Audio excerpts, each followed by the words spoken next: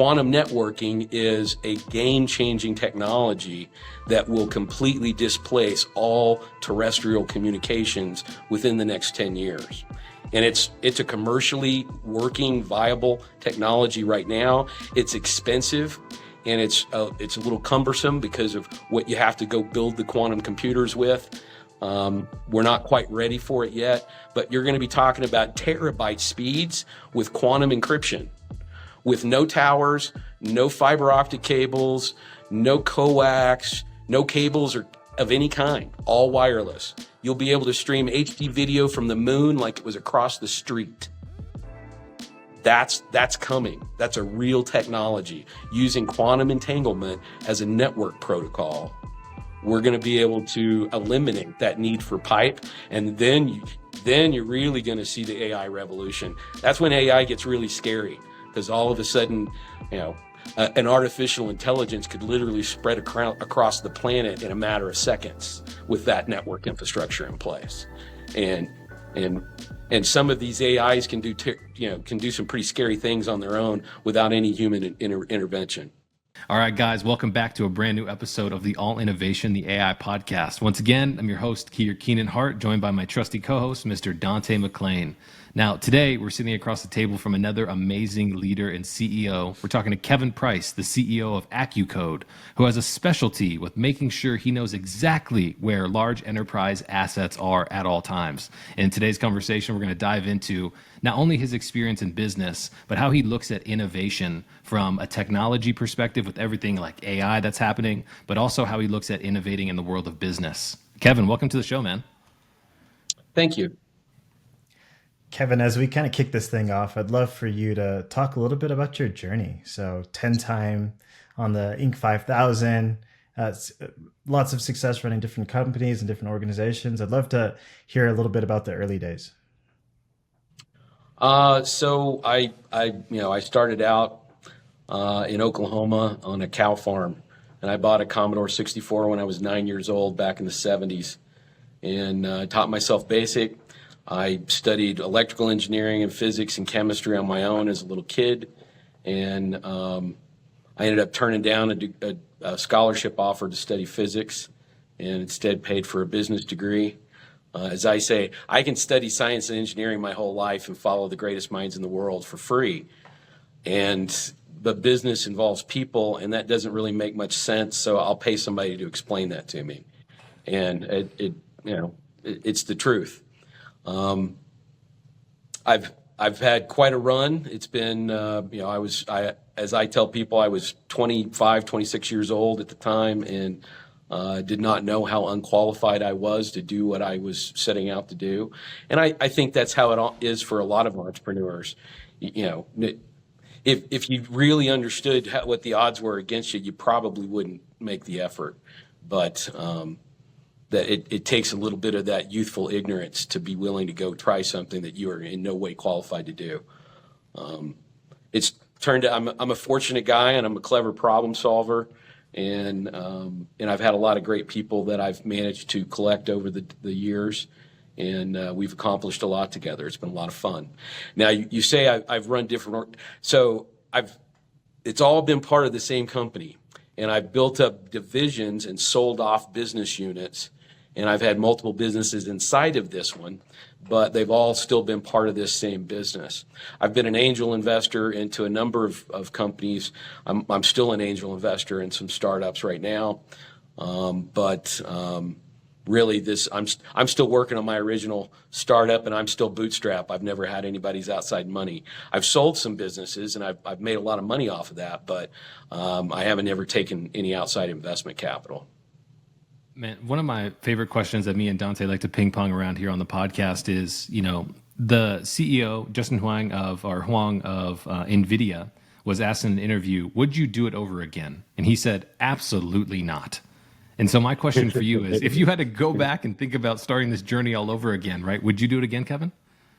Yes, I would. And there's a lot of things I would change about some of my choices and how I handled things back then.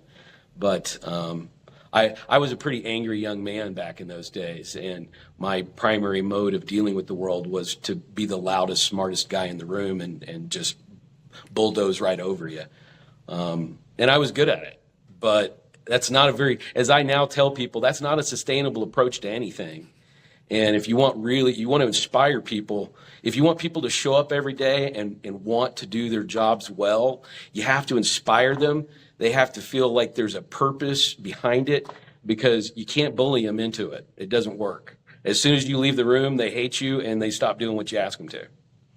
And, if you want people to show up and do the job right, you have to treat them like individuals, and you have to, be kind and understanding and empathetic. And if you're not, then they're not going to care about you, because you've made it clear you don't care about them. And, I think there's a lot of employers out there these days that forget the part where without the employees, we don't have a business. I like to say that business teaches us so much about ourselves. It's one of the best teachers. I'm kind of curious, where did this passion behind logistics come from? So where did all this come about? My whole journey, it's all about logic. Being, as I say, the thoughtful organizer is the core of what we do at AccuCode. And, I started out doing, barcode scanners and label printers and mobile computers and networks back when they were all very new. The mobile devices were running DOS. The barcode scanners cost like $2,000 a piece. And they were terrible. They were clunky. They barely worked. And as I used to say back then, you had to really need one, because otherwise you wouldn't put up with it. But we've done every version of the technology since then. That same barcode scanner now costs $75 or less, and you got your choice of, gray or black cable for your USB connection choice. Back when I started, literally there was a binder that came with that scanner that was like this thick, that was all the different cables and connectors and programs that you might need to make that scanner work with whatever dumb terminal computer you were using at the time. And it was really very complex. Now it's chimp simple and it's a commodity. And it's such a different market when it's so new and it's hard and there's mystery, and the margins are completely different, but so are the volumes. Now it's a commodity, and I have literally shipped, at this point, probably a couple of million barcode scanners in the last 30 years. And we've installed, tens of thousands of networks at individual operational sites. The first network we did was 1996. It was Angel Fire Ski Resort. It was pre-Wi-Fi, and we covered the entire resort with 2 radios, but we had to have an FCC license to put up those towers. And we were passing, at 28 baud, we were passing, like less than 30 characters back and forth, asking the question, is this a valid lift ticket number or not? And that was it. And it was so simple, and it cost a lot of money. That was a very expensive project for Angel Fire, but it was the first time they'd ever been able to validate a lift ticket at the top of the mountain, and it was a big deal for them. And we've done every version of the technology since then. Back when wireless networks first started, you still had token ring. It wasn't even Ethernet. It was serial and token ring connections for your network. And now we do, like for instance, one of our biggest customers is Lumen Technologies. We do all of Lumen's North American physical install work in their B2B business. And we do thousands of sites a year for Lumen. And it's more akin to construction work than it is IT. Because getting that radio and getting it mounted and doing it in a way that doesn't mess up the aesthetic of the building, but still gives consistent connectivity and is secure, there's an art form to that. And you have to have a plan for how you're going to do that well, especially if you've got to go do 1,000 sites in a matter of a few months. And that's the kind of work that we do today. In order to do it that way, you have to think about the whole scope of that project at a detail that most people find daunting. As I say, it's not hard, it's not impossible, it's just a few 100,000 little things. And if you're willing to take the time and understand the relationship between all of those little pieces, you can lay out a model, and boy, you can go scale that to infinity. But if you don't understand the pieces, then you have no idea how it's going to turn out, and you'll never get any consistent results. And Unfortunately, I call it the innovator's paradox in the technology space. If you're truly different and you really do what you do differently than everybody else, nobody believes you. Yeah. Because nobody else does it that way. And I've already dealt with all your competitors that were dishonest and ineffective. And you're standing here telling me you're different. And frankly, I don't believe you. So until I've actually done it for you and shown you how the way we do it is different, because we start with radical transparency. The software that we've built that runs every aspect of our operations is shared in real time with our customers. They know everything we're doing for them, how it turned out and why. Here's the pictures. And if we screwed it up, we got pictures of it and we're taking responsibility for it that day. There's no questions about it, and we're explaining to them what happened and why, and here's what we're going to do to make sure it doesn't happen again, and we're sorry. Man, there's nothing that builds credibility with a customer like a vendor who shows up and says, hey, I screwed up. Here's what happened, and then fixes it. Because everybody else, that's not what happens. The first thing wasn't my fault. Don't blame me. I don't know why. But yes, I'm going to have to bill you extra for that. Yeah, exactly. and that's just what everybody's come to expect from their IT vendors. And so there's this paradigm where when you're actually telling the truth and you're an organization of integrity, they still have to treat you with the assumption that you're just like everybody else and I can't trust you. And then sometimes after a few projects or a few sites, or it may take years, you finally earn that place of trust, and now they don't want to deal with anybody else. Kroger's been my biggest customer since 1999, and the first major project that we won there was we were hired as the second company to build their first generation of click and mortar e-commerce systems, and it ended up being a very large scale project. It was supposed to be 5 stores, and the pilot system was only going to run for 6 months. They spent about $5 million having us build that on a fixed bid. And when I won the deal, I didn't actually employ any software engineers qualified to do the project. And I had to go out and recruit and hire everybody to go build what I had already scoped and bid. I had to then go hire the people to do the work after the fact. And I got super lucky. I got some brilliant software engineers in that recruiting process. They told me they were coming in as contractors, and as soon as the project was done, they were going to leave. The lead architect on that software still works here today, 25 years later, and his younger brother's my COO. When you treat people well and you give them the opportunity to go solve problems the way they know it ought to be done, you can accomplish some really amazing things with very small teams, and that's part of what we've done here at AccuCode for the whole 30-year run. That relationship, that project with Kroger ended up building a reputation for us as the get it done guys, and for the last 25 years, every time they have a project that's in trouble or is hard or they don't know how to get it done, we are their go-to guys for how they're going to fix it. And over and over again, we do. And it doesn't really matter what it is. We've done just about every kind of, as I say, if it plugs into the wall and has a processor, we've probably deployed that.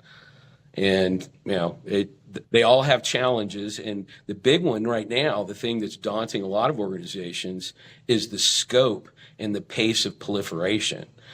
The mobile devices, the IoT sensors, the security cameras, the network infrastructure, the firewalls, the physical security nodes.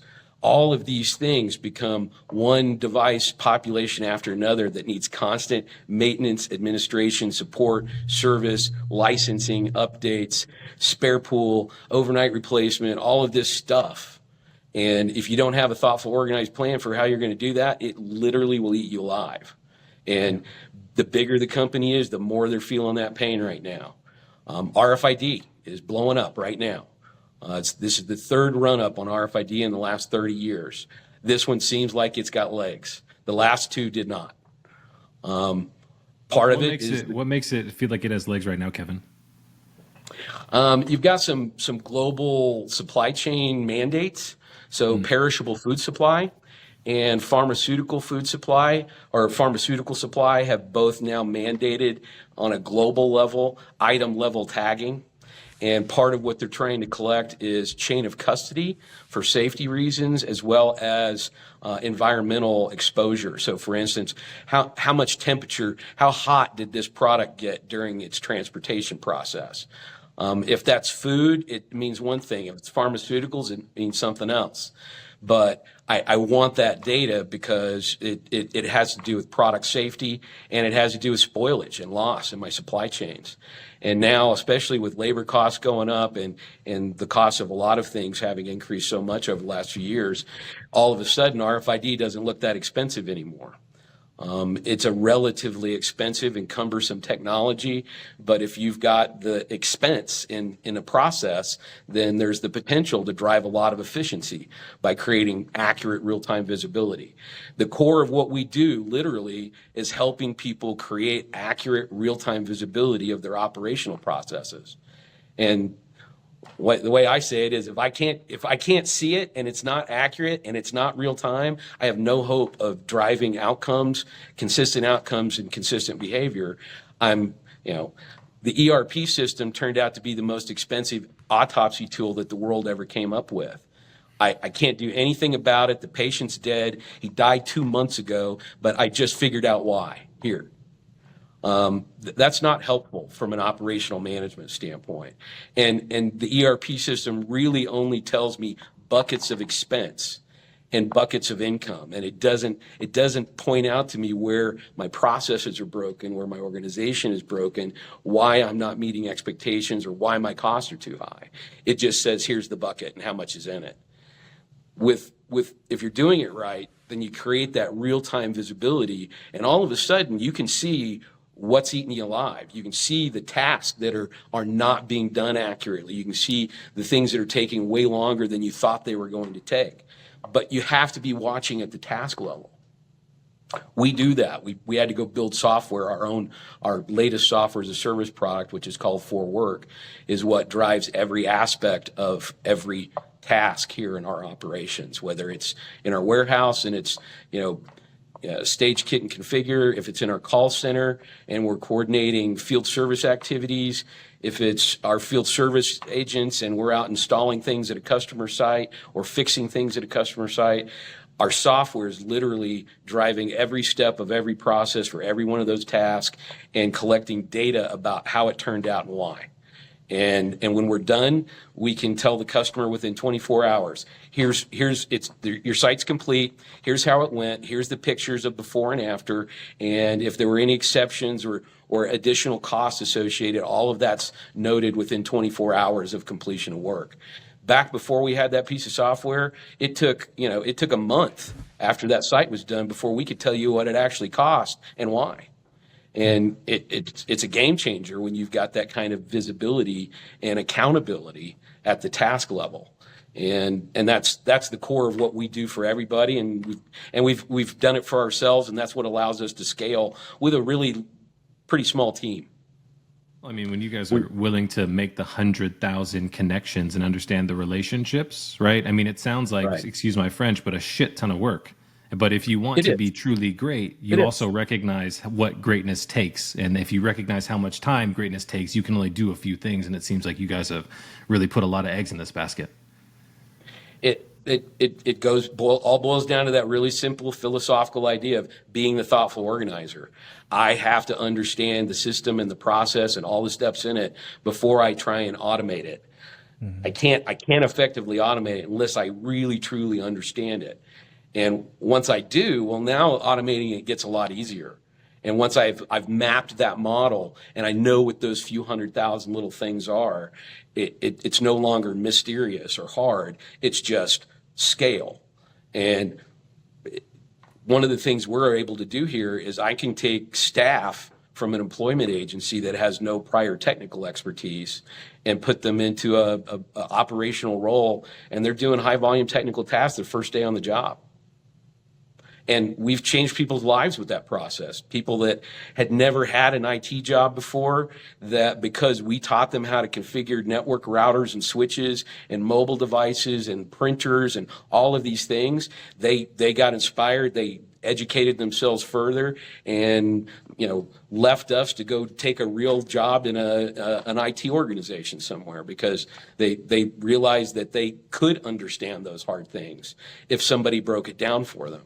And, me and my COO have a theory that, everybody in the planet starts out with about the same intellectual potential.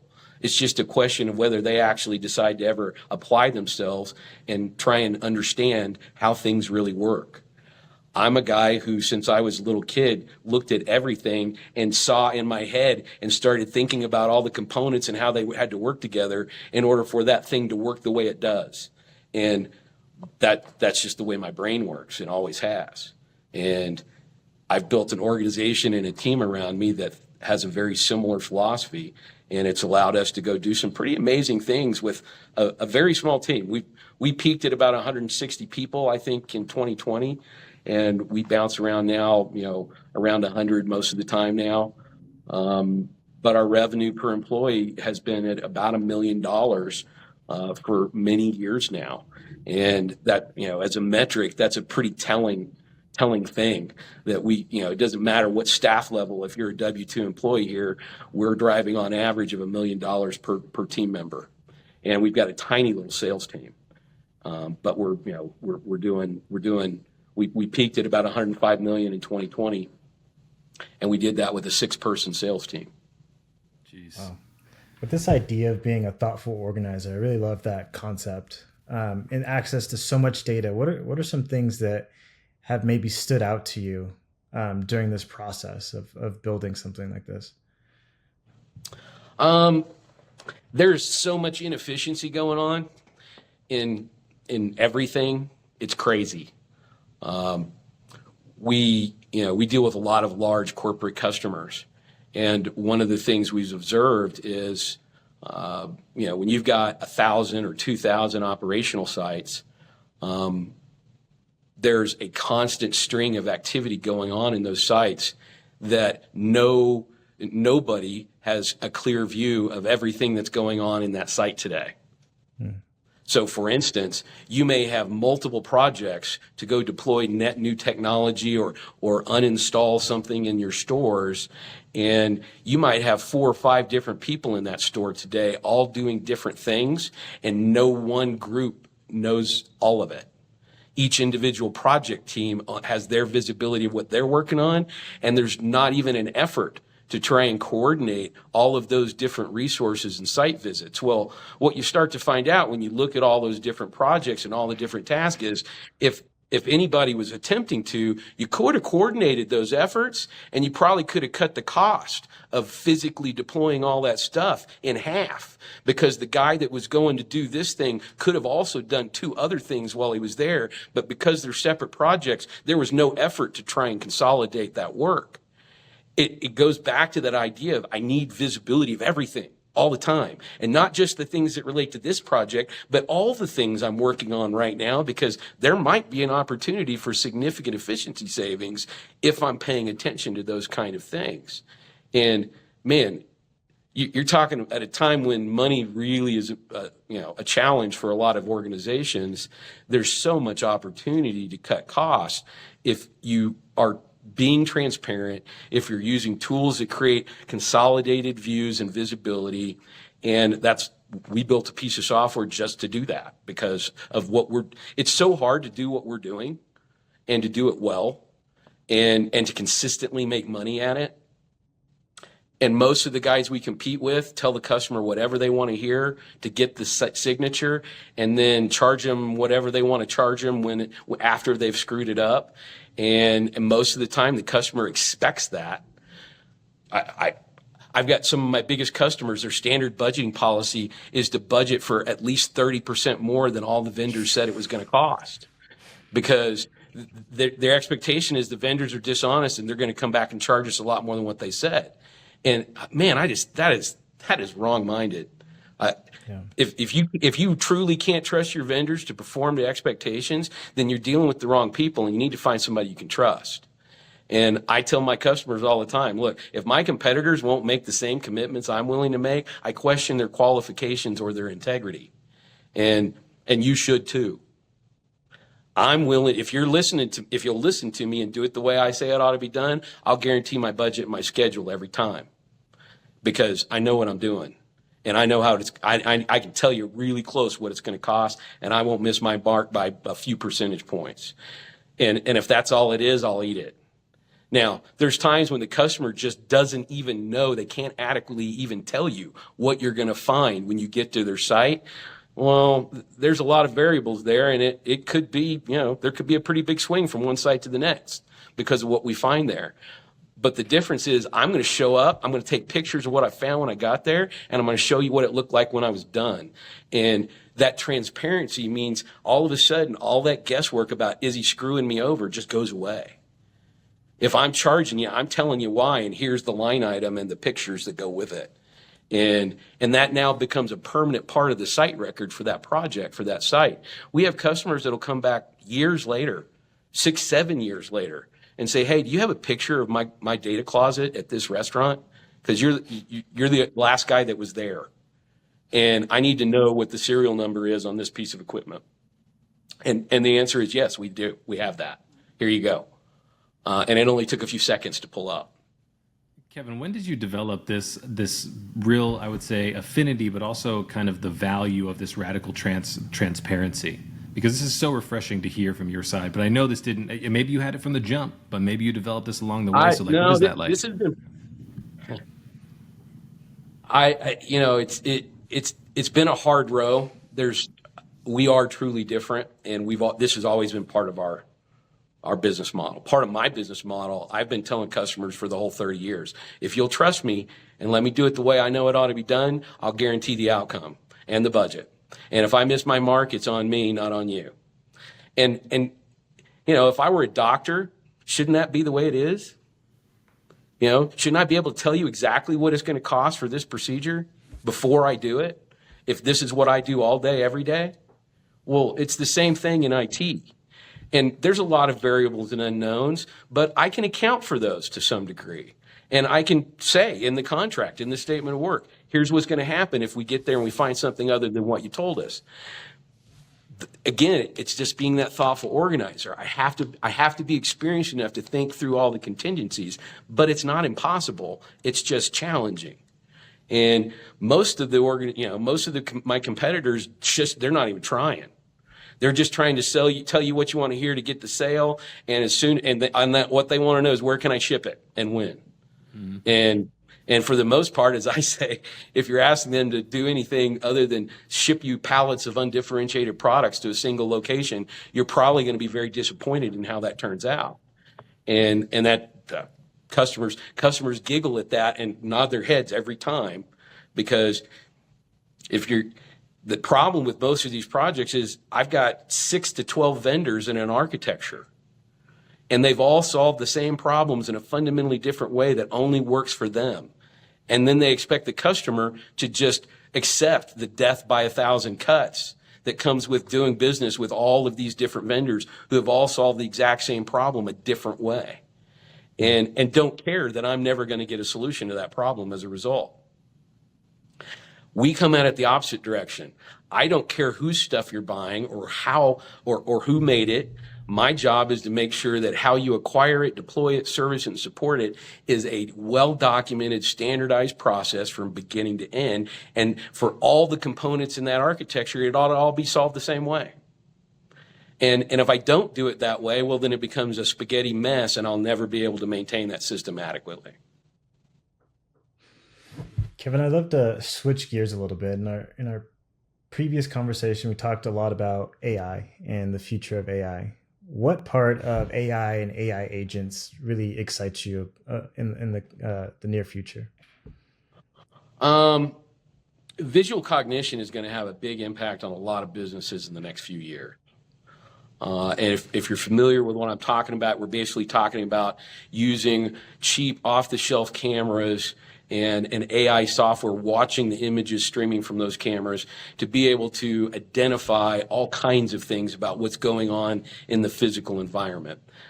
For instance, we're working on an algorithm right now using very inexpensive, web cameras to basically do a physical inventory, so that instead of having to go out and count and track where pallets of inventory are in my facility, that the cameras just are watching it all the time and know every time it moves. And they don't even have to necessarily be able to see the barcode. They can recognize the packaging on the box. And that's the only identification needed to know what that inventory is. We're now moving to that kind of capability on a wholesale basis where, for instance, baggage tracking. Everybody thought RFID was going to be how that problem got solved. But the reality is now, with the date and timestamp that bag was checked in at the airport, the exact tare weight down to the decimal point of how much it weighs, and the images of it I took when you checked it in are the only unique identifiers I need to track that bag all the way through the airport, with the same security cameras that are watching all the facilities anyway. And nobody has to carry a barcode scanner, and nobody has to scan a barcode. Just make sure the bag gets on the right plane. And man, that's such a difference. There's such a cost savings there over how that problem is being solved today. The airlines are spending $1.5 billion a year losing bags and screwing it up. And it's all barcode based today, because the few guys that did put some RFID into that process, it only got deployed at 1 or 2 airports, so it's worthless on the network because the place it's going to doesn't have RFID readers, so that doesn't work. Visual cognition is going to have a big impact on a lot of things. It already is, but you're going to start to see automation in retail. Drive-Thrus. You're going to start seeing drive-thrus where there's nobody at the window anymore, where a natural language chatbot recognized your license plate when you pulled up, said, "Hey, Kevin, do you want to order the same thing you ordered the last 3 times you were here? Do you want me to charge the same card you used the last time you were here?" And all I have to do is say yes, and my order is in, and I've paid, and I pick it up at the window. I mean, Kevin, isn't this kind of the futuristic version of like the Internet of Things that people talk about? I heard this with like 5G, right? Being able to say, but like, I've seen live demonstrations of the technology I'm talking about. Oh, this is not future hopes. These are live products. So Circle K convenience stores in Europe. There's a Denver-based AI company here called Iterate AI that has taken large language models and that kind of automation AI and pushed it down to processors that are on an off-the-shelf mobile device or a touchscreen computer. And all of a sudden, now that menu board at the drive-in can recognize your license plate, can customize the menu to you, and have a conversation with you about your order with no human involvement whatsoever. Circle K is doing pay by license plate in multiple countries across Europe. They've deployed it to 4,000 locations. The existing security camera that was already at the fuel station recognizes your license plate when you pull in and automatically charges the card you had on file, and there's no point of sale transaction at all. You just show up, pump your gas, and leave. Dude, talk about disruption. Oh my goodness. When you were talking about the airport example. Right. Think about the impact from a labor cost standpoint and the accuracy and the reduction in fraud and all of that kind of stuff that comes with this at a time when everybody's trying to cut headcount and operational cost. That this is where we're going and why. Okay, and so the technology's already there. This is not, future visionary stuff. This is commercially available technology right now. How are we going to get people to wrap their minds around this? Because we're talking about innovation, right? Iterate AI in Denver, Colorado has the ability to push software and technology to existing hardware that's already out in the marketplace. Isn't that in itself a disruption to say like the future looks different from what it is now rather than kind of like an over-the-air update like Tesla kind of made famous? Do you know what I mean? Absolutely. The one thing that stays consistent today that is the main gating factor in what we can really do and deploy is the size of that pipeline, the communications, the IP communications tunnel that connects whatever this application is back to the cloud. That's what's keeping most AI applications from being deployed today, is that I have to backhaul petabytes of data and analyze it up in the cloud and then make a communication back down to the device at the edge. With what these guys have accomplished by scaling down this kernel of the AI agent itself so that it can run on an existing processor that's on a few $100, expense computer at the edge, and it's only sending up the metadata, all of a sudden it becomes a commercially viable application for a lot more markets and a lot more users. But they're in a world where thousands of new AI companies have hit the market in the last 10 years. They're the only guys who have managed to pull that off. And they've got a partnership with Intel and Qualcomm, who are both now embedding their AI software on their processors, because Intel and Qualcomm are the odd man out in the AI revolution. Nobody's running their AI applications on their processors. Well, these guys are. But you have to start thinking about AI in different contexts to do it that way. One of the big innovations you're going to see in the next 10 years is the next generation of that pipeline, which is going to eliminate that weak point in the architecture today. Quantum networking is a game-changing technology that will completely displace all terrestrial communications within the next 10 years. And it's a commercially working, viable technology right now. It's expensive, and it's a little cumbersome because of what you have to go build the quantum computers with. We're not quite ready for it yet, but you're going to be talking about terabyte speeds with quantum encryption, with no towers, no fiber optic cables, no coax, no cables of any kind, all wireless. You'll be able to stream HD video from the moon like it was across the street.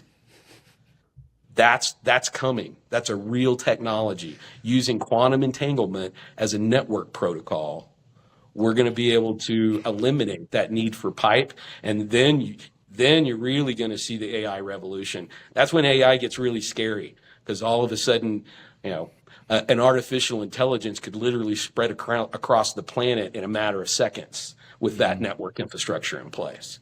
And some of these AIs can do some pretty scary things on their own without any human intervention.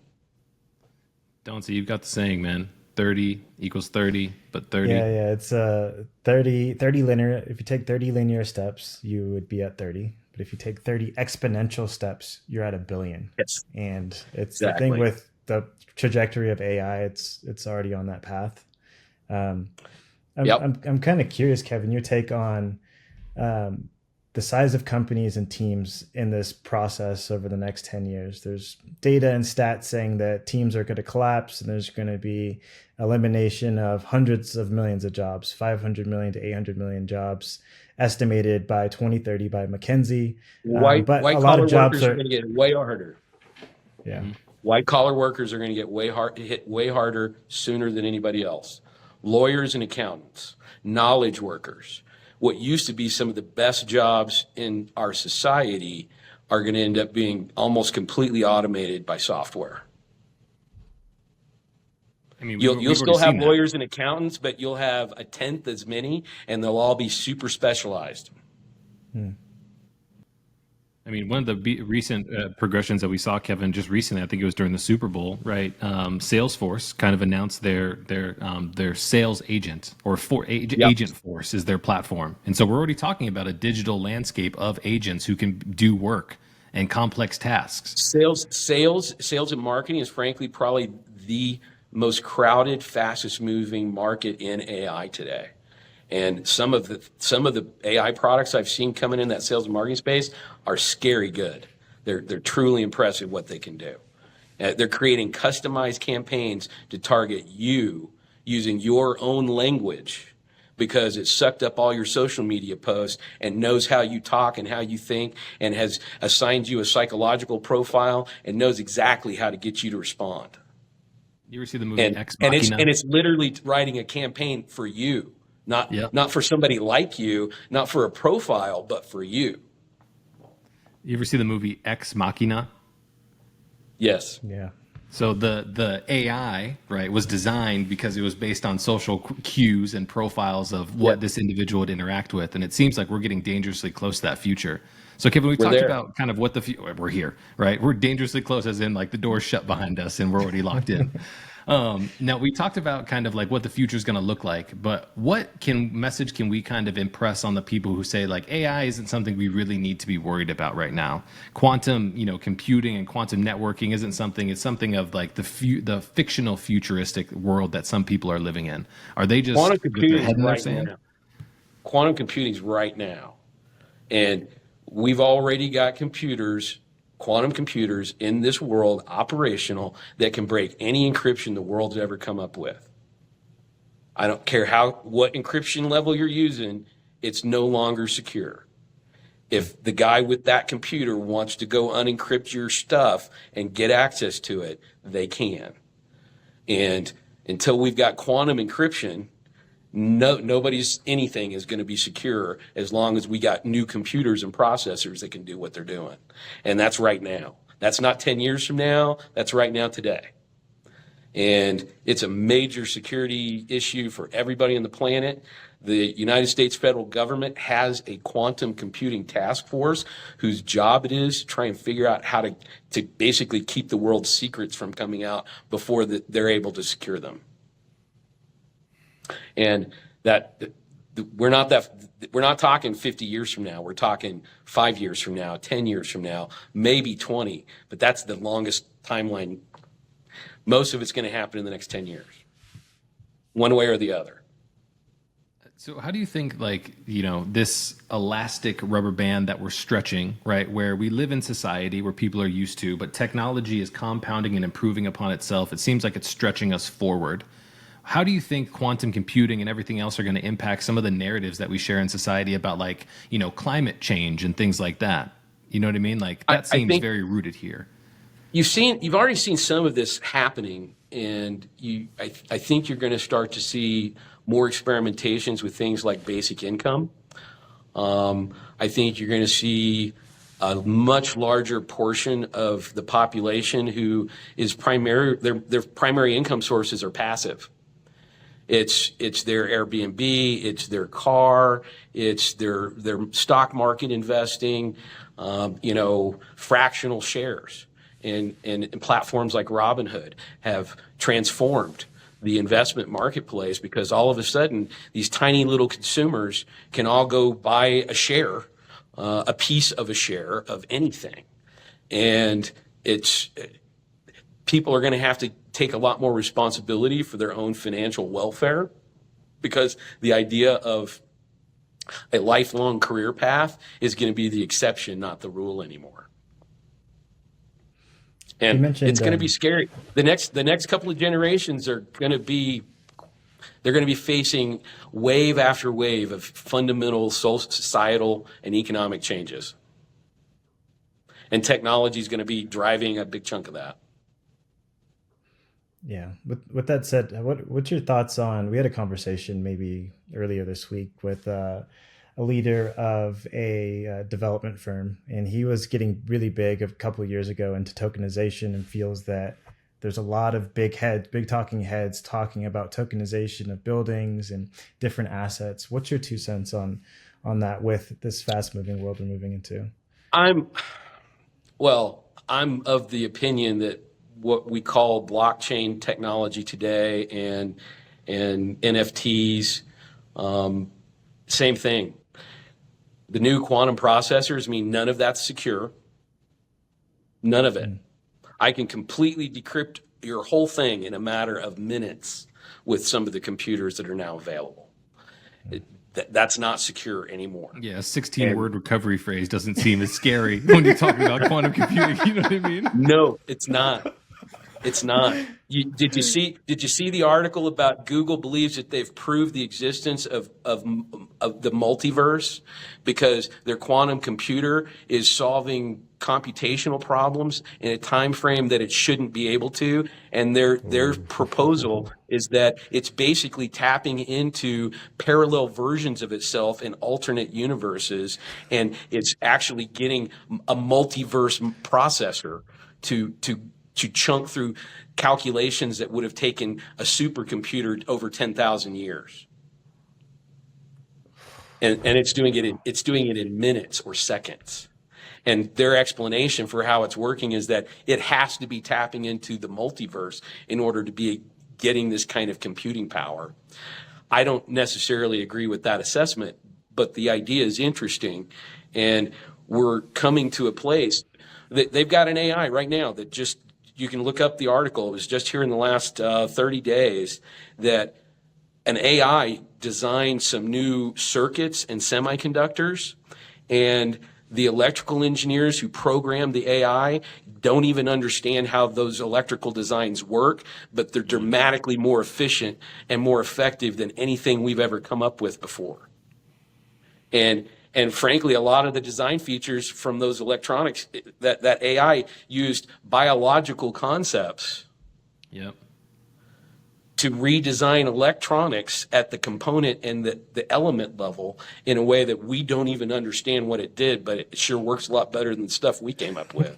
Yeah, I mean, like, there's a couple examples of this, right? There was a famous one where they used fungus, right, that could redesign the subway systems of Japan. Tokyo, Yeah. right? Yep. And that's just a biological, system that's figuring out better than we can. So it's You know, like, is this a nature's- reordering? Nature's amazing. And the thing, if you're a guy like me who I try and follow as many areas of scientific and engineering study as I can. And it's, I was an early internet kid, and I've been following as many areas of this as I could my whole life. Mm-hmm. And I've connected dots across multiple disciplines that most people would never connect.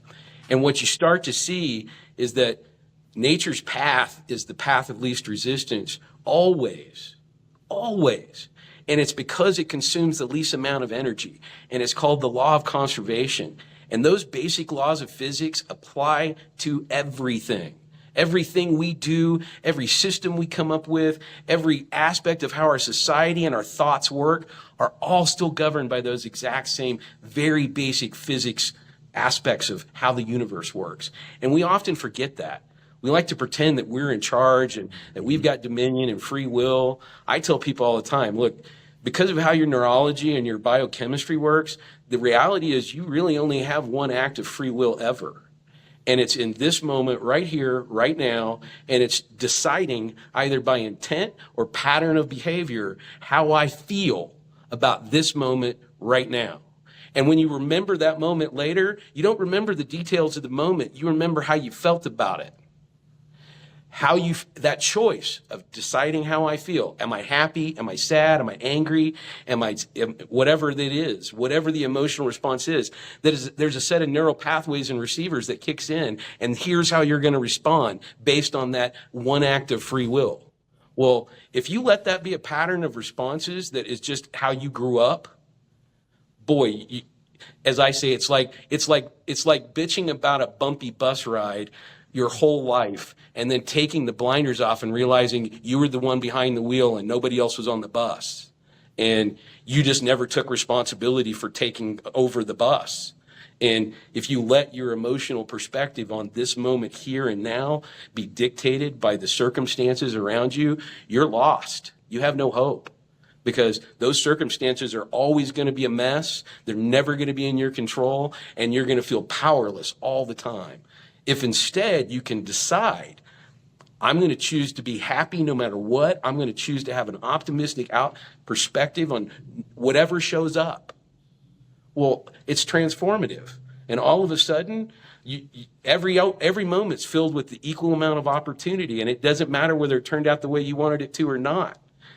The trick to being happy is finding a way to be in harmony no matter what. No matter what shows up, no matter what hardship presents itself, if you can remember what's your one thing and take responsibility for it, it's transformative.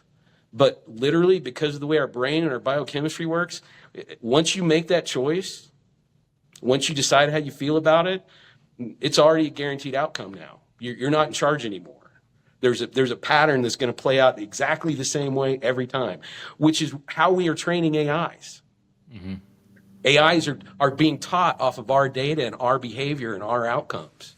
Well, they've already shown that because we're using data driven by us, our biases and our inaccuracies and the things that we do wrong all the time show up in the AI too, because we train the AI based on our bad behavior.